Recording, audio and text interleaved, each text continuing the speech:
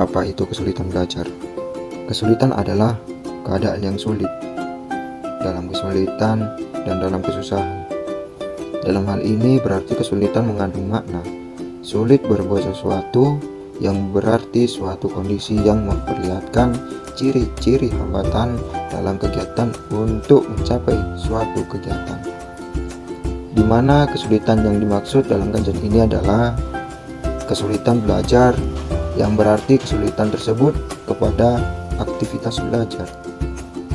Hal ini sesuai dengan pernyataan Ambu Indra Abdullah, yaitu kesulitan ialah suatu kondisi tertentu yang ditandai adanya hambatan-hambatan dalam mencapai tujuan, sehingga memerlukan usaha yang keras untuk mengatakannya.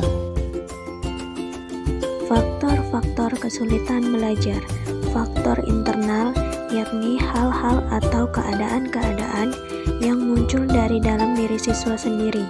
Faktor eksternal, yakni hal-hal atau keadaan-keadaan yang datang dari luar diri siswa. 1. Faktor internal siswa.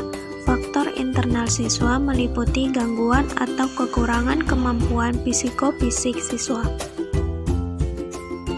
Faktor internal siswa, sebab yang bersifat fisik. Seseorang yang sakit akan mengalami kelemahan fisiknya, sehingga saraf sensoris dan motorisnya lemah. Akibatnya rangsangan yang diterima melalui inderanya tidak dapat diteruskan ke otak. Lebih-lebih sakitnya lama, sarafnya akan bertambah lemah. Sebab karena cacat tubuh. Cacat tubuh dibedakan atas cacat tubuh yang ringan seperti kurang pendengaran, kurang penglihatan, gangguan psikomotor. Cacat tubuh yang tetap seperti buta, tuli, bisu, dan lain-lain. Sebab karena rohani. Belajar memerlukan kesiapan rohani, ketenangan yang baik. Jika hal-hal di atas ada pada diri anak, maka belajar sulit dapat masuk. Apabila bisa dirinci, faktor rohani itu meliputi antara lain inteligensi, bakat, dan minat. 2. Faktor eksternal siswa. Faktor eksternal siswa meliputi semua situasi dan kondisi lingkungan sekitar yang tidak mendukung aktivitas belajar siswa. Apa saja yang termasuk faktor eksternal siswa? Yang pertama, lingkungan keluarga. Contohnya, ketidakharmonisan hubungan antara ayah dengan ibu dan rendahnya kehidupan ekonomi keluarga. Kedua, lingkungan masyarakat. Contohnya wilayah perkampungan itu kumuh atau slum area dan teman sepermainan free group yang nakal. Yang ketiga, lingkungan sekolah. Contohnya kondisi dan letak gedung sekolah yang buruk seperti dekat pasar, kondisi guru dan alat-alat belajar yang berkualitas rendah. Jenis-jenis kesulitan belajar. Ada 3 jenis kesulitan belajar. Yang pertama, learning disability. Yang kedua, underachiever. Dan yang ketiga, slow learner.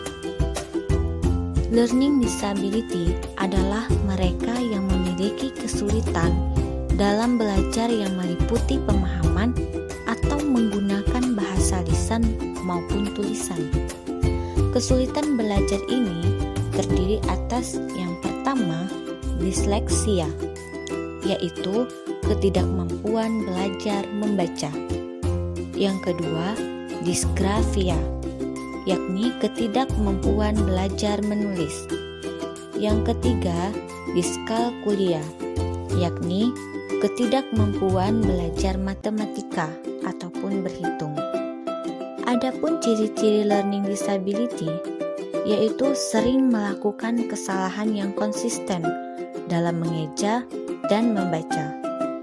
Kemudian, lambat dalam mempelajari hal-hal baru, terutama membutuhkan yang daya ingat. Kemudian, lambat mempelajari hubungan antara huruf dengan bunyi pengucapan. Adapun penyebab learning disability bisa terjadi karena faktor keturunan ataupun genetik dan gangguan koordinasi pada otak. Kemudian underachiever.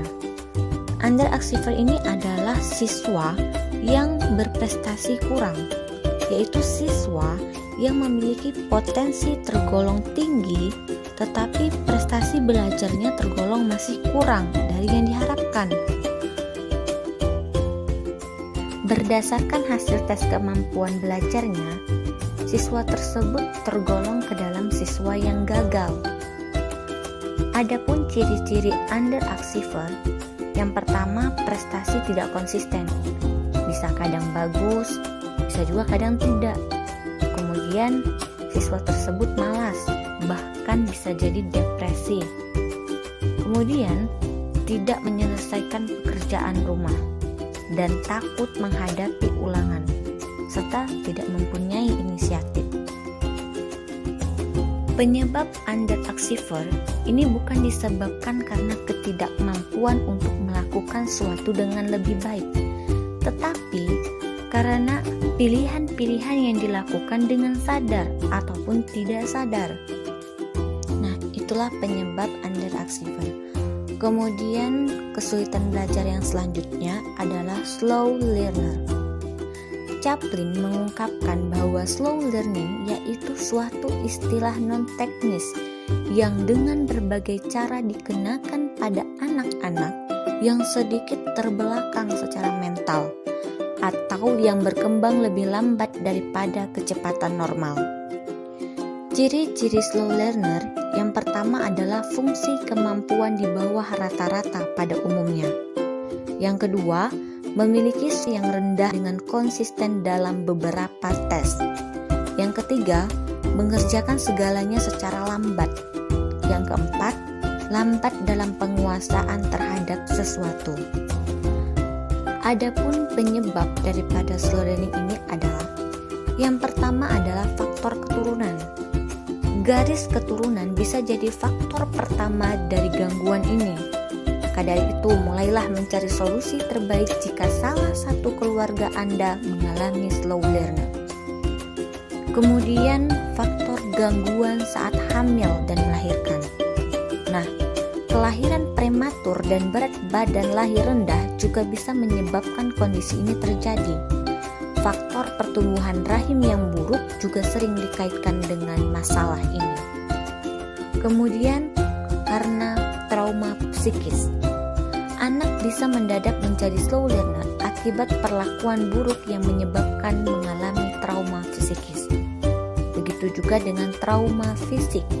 Kecelakaan yang menyebabkan cedera kepala atau sistem saraf juga bisa menyebabkan terjadinya gangguan belajar pada anak. Diagnosis kesulitan belajar. Diagnosis adalah keputusan atau penentu mengenai hasil dari pengolahan data tentang siswa yang mengalami kesulitan belajar dan jenis kesulitan yang dialami siswa. Upaya seperti ini disebut diagnosis yang bertujuan menetapkan jenis penyakit, yakni jenis kesulitan belajar siswa. Langkah-langkah diagnosis kesulitan belajar. Pertama, melakukan observasi kelas untuk melihat perilaku menyimpang siswa ketika mengikuti pelajaran. 2. Memeriksa penglihatan dan pendengar siswa khususnya yang diduga mengalami kesulitan belajar. 3. Mewawancarai orang tua atau wali siswa untuk mengetahui hal keluarga yang mungkin menimbulkan kesulitan belajar. 4. Memberikan tes diagnostik bidang kecakapan tertentu untuk mengetahui hakikat kesulitan belajar yang dialami siswa. 5. Memberikan tes kemampuan inteligensi khususnya kepada siswa yang diduga mengalami kesulitan belajar. Kegiatan diagnosis dapat dilakukan dengan cara membandingkan nilai prestasi individu untuk setiap mata pelajaran dengan rata-rata nilai seluruh individu, membandingkan prestasi dengan potensi yang dimiliki oleh siswa tersebut, membandingkan nilai yang diperoleh dengan batas minimal tujuan yang diharapkan.